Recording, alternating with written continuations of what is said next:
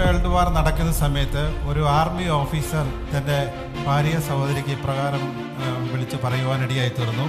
When the Second World War was happening, an army officer had written a letter to his wife. ദൈവം അനുവദിച്ചാൽ ഈ പ്രാവശ്യം ഞാൻ Christmas സമയത്ത് ഭവനത്തിൽ വരുവാൻ ആഗ്രഹിക്കുന്നു. That if God willing, I will be coming during the Christmas time to home. ഏകദേശം 2 വർഷത്തിന് ശേഷമാണ് ഞാൻ വരുന്നത്. ഞാൻ വരുന്നത് ഒരുപക്ഷേ എൻ്റെ കമാൻഡർ അനുവദിച്ചെങ്കിൽ മാത്രമേ വരുവാൻ കഴിയത്തുള്ളൂ. Around after 2 years, I will be coming, and I'll be coming only if the commander allows me to. അദ്ദേഹത്തിൻ്റെ ഭാര്യയോട് പറഞ്ഞു, നീ ഒരു കാര്യം ചെയ്യണം, നമ്മുടെ കുഞ്ഞുങ്ങളോട് പറയണ്ട ഞാൻ വരുന്ന കാര്യം. He told to his wife that you should not tell to the children that I'm coming. അവർക്കതൊരു വലിയ സർപ്രൈസ് ആയിരിക്കും, അതുകൊണ്ട് ഞാൻ വരുന്ന കാര്യം അവരോട് പറയണ്ടെന്ന് പറഞ്ഞു. Because let it be a surprise for them. അങ്ങനെ ദിവസങ്ങൾ കഴിഞ്ഞു, ക്രിസ്മസ് ദിവസം എത്തി. And the days passed by and the Christmas day came. Christmas eve, അതായത് തലേ ദിവസം രാത്രി മിഡ്നൈറ്റിൽ അദ്ദേഹം ഭവനത്തിൽ എത്തിച്ചേരുവാനിടയായി. And on Christmas Eve, that is a midnight, he came back home. അദ്ദേഹം ഭവനത്തിൽ എത്തിക്കഴിഞ്ഞപ്പോൾ തൻ്റെ ഭാര്യയോട് ഇപ്രകാരം പറഞ്ഞു, നല്ലൊരു ബെഡ്ഷീറ്റ് എടുത്തുകൊണ്ട് വരുവാൻ പറഞ്ഞു. And then he told his wife that bring a bed sheet. അദ്ദേഹം ഭാര്യയോട് പറഞ്ഞു, ഞാൻ ഈ ക്രിസ്മസ് ട്രീയുടെ ഈ ചുറ്റും ഞാൻ ഇങ്ങനെ കിടക്കും, ആ സമയത്ത് നല്ല വൃത്തിയായിട്ട് എന്നെ ഒന്ന് മറച്ച് ചുറ്റി വെക്കണമെന്ന് പറഞ്ഞു.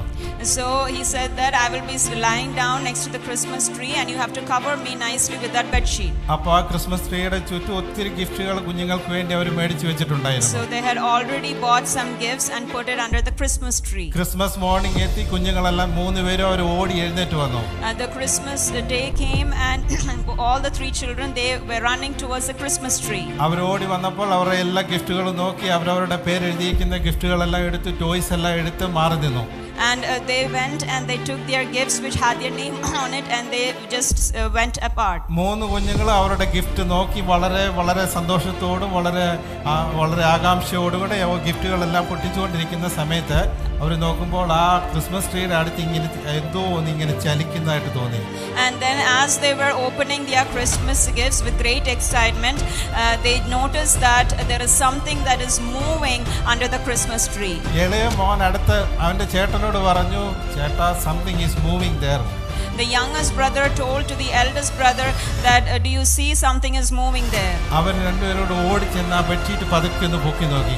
And they both ran towards that place and they slowly started to open the bed sheet. അവർ ഓപ്പൺ ചെയ്ത് കഴിഞ്ഞപ്പോൾ അവർക്ക് കാണുവാൻ കഴിഞ്ഞ അവരുടെ ഡാഡിയാണ് കാണുവാൻ കഴിഞ്ഞത്. And when they did that, they saw their daddy. അവർ 3 പേരും ആ കിട്ടിയ ഗിഫ്റ്റുകളെല്ലാം കളഞ്ഞിട്ട് ഓടിച്ചെന്നു. And all the 3 children, they just put their gifts away and they went towards their daddy. ഓടിച്ചെന്ന് ഡാഡിയെ കെട്ടിപ്പിടിച്ചു. And all 3 of them, they hugged daddy. അവരുടെ ഗിഫ്റ്റുകളൊന്നും അവർക്ക് വിഷയമല്ലായിരുന്നു. And their gifts were no longer it's not a matter for them. 2 വർഷത്തിന് ശേഷം ഡാഡിയെ കണ്ടപ്പോൾ അവർക്ക് വലിയ സന്തോഷമായി. Because they were happy to see daddy after 2 years. ഇന്ന് പലപ്പോഴും നാം വിചാരിക്കേണ്ട ഒരു കാര്യമുണ്ട്. And one thing that we have to always understand. നമ്മൾ പലപ്പോഴും നമ്മുടെ ഇൻട്രസ്റ്റ് എന്ന് പറയുന്നത് ദൈവത്തിന്റെ പ്രൊവിഷനിലാണ്. Sometimes our interest is always towards the provision of God. എന്താണ് പ്രൊവിഷൻ എന്ന് പറയുന്നത്? What is provision? നമ്മുടെ വീടായിരിക്കാം, നമ്മുടെ ജോലിയായിരിക്കാം. It might be our house or job. ഒരുപക്ഷെ നമ്മുടെ കുടുംബമായിരിക്കാം. Or it might be our family. പലപ്പോഴും നാം പ്രൊവൈഡറെ മറന്നു പോകുന്നു. Sometimes we are forgetting the provider. നമ്മൾ പലപ്പോഴും we are interested in ദൈവത്തിന്റെ ഗിഫ്റ്റിനെ ഓർത്തായിരിക്കും. We are always interested in the gift of God. ഒരിക്കലും ഗിഫ്റ്റ് തരുന്ന ആളിനെ ഓർക്കാറില്ല. But we always tend to forget the person who gave it.